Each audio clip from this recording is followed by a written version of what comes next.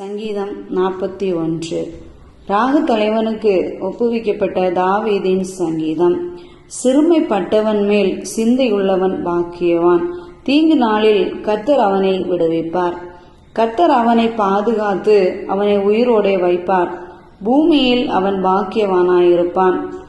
அவன் சத்துருக்களின் இஷ்டத்திற்கு நீர் அவனை ஒப்புக்கொடீர். படுக்கையின் மேல் வியாதியாய் கிடக்கிற அவனை கர்த்தர் தாங்குவார். அவனுடைய வியாதியிலே அவன் படுக்கை முழுவதையும் மாற்றி போடுவீர். கர்த்தாவே, என்மேல் இரக்கமாயிரும். உமக்கு விரோதமாய் பாவம் செய்தேன், என் ஆத்துமாவை குணமாக்கும் என்று நான் சொன்னேன். அவன் எப்பொழுது சாவான்? அவன் பேர் எப்பொழுது அழியும் என்று என் சத்துருக்கள் எனக்கு விரோதமாய் சொல்லுகிறார்கள். ஒருவன் என்னை பார்க்க வந்தால் வஞ்சனையாய் பேசுகிறான். அவன் தன் இருதயத்தில் அக்கிரமத்தை சேகரித்து கொண்டு தெருவிலே போய் அதை தூற்றுகிறான்.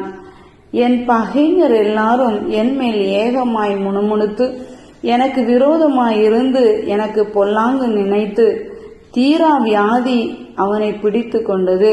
படுக்கையில் கிடக்கிற அவன் இனி எழுந்திருப்பதில்லை என்கிறார்கள். என் பிராண சிநேகிதனும் நான் நம்பினவனும் என் அப்பம் புசித்தவனுமாகிய மனுஷனும் என்மேல் தன் குதிகாலை தூக்கினான்.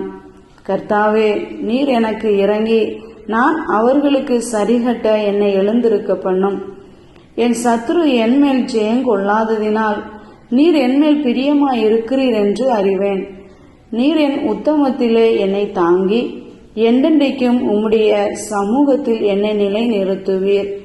இஸ்ரவேலின் தேவனாகிய கர்த்தர் அநாதியாய் என்றென்றைக்கும் உள்ள சதா காலங்களிலும் ஸ்தோத்தரிக்கப்படத்தக்கவர். ஆமேன், ஆமேன்.